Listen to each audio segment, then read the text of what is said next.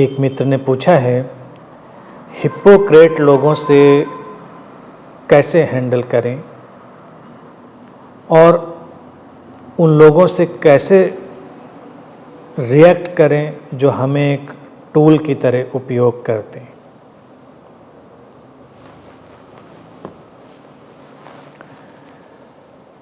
Deal करने का, react करने का एक ही ढंग है, शांति, ध्यानपूर्ण अवस्था, प्रेमपूर्ण अवस्था।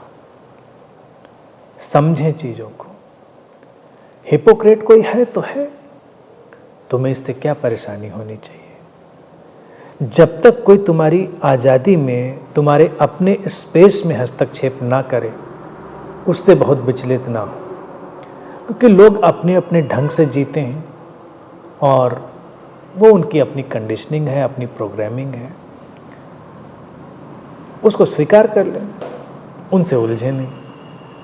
हाँ, जब कोई तुम्हें उपकरण की तरह उपयोग करना चाहता है तो इससे तुम व्यक्तिगत रूप से प्रभावित होते हो और तुम्हें दिक्कत होती है। तो सचेतन रूप से देखें इस चीज़ को और जहाँ तुम्हें विरोध करने जैसा लगता है वहाँ विरोध करें। इन बातों के दो पहलू हैं, तुम देखो। एक तुम्हें उपकरण की तरह उपयोग कर रहा है और एक तुम उपकरण की तरह अपने को उपयोग होने दे रहे हो। दोनों बातें तो हैं। कभी कभी परिस्थिति ऐसी है कि तुम कुछ नहीं कर सकते, तो वहाँ पर तुम कम से कम सजग हो सकते हो। वहाँ पर तुम अपने अंदर जितनी ज़्यादा शांति और समझ का उपयोग कर सकते हो। लेकिन जिन परिस्थितियों में तुम्हारे पास अपने को उपकरण की तरह उपयोग किए जाने के प्रति इनकार करने की संभावना है, तो उसका उपयोग करो, इनकार करो। किसी को भी वस्तु की तरह उपयोग करना तो एक किस्म की गहरी हिंसा है। इससे व्यक्ति को बचना ही होता है। तो इन बातों में समस्या कोई नहीं। हम ये चीज़ भूलते हैं कि लोगों की अपनी अपनी कंडीशनिंग और प्रोग्रामिंग है, उससे ही सब व्यवहार होता है। लेकिन हम दूसरों की कंडीशनिंग और प्रोग्रामिंग बदलने तो जा नहीं सकते। हम अपनी प्रोग्रामिंग, अपनी कंडीशनिंग पर काम कर सकते हैं, तो उस पर काम करिए और दूसरे जैसे भी व्यवहार करते हैं उसको जानिए। कोई हिपोक्रेट है, दिखावा करने वाला है, पाखंडी व्यक्ति है तो है, उसकी समस्या है। उसकी समस्या की वजह से हमारे जीवन में जब कोई समस्या आए तो हम उसको हैंडल करेंगे, बोलेंगे बात को, ज़रूरत होगी समझाएंगे, ज़रूरत होगी अपनी बात रखी जाएगी।